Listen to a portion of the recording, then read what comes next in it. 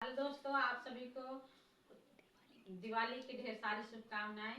धन्यवाद। आप सबके लिए मैं प्यारा सा नाच गीत लेकर आई हूँ।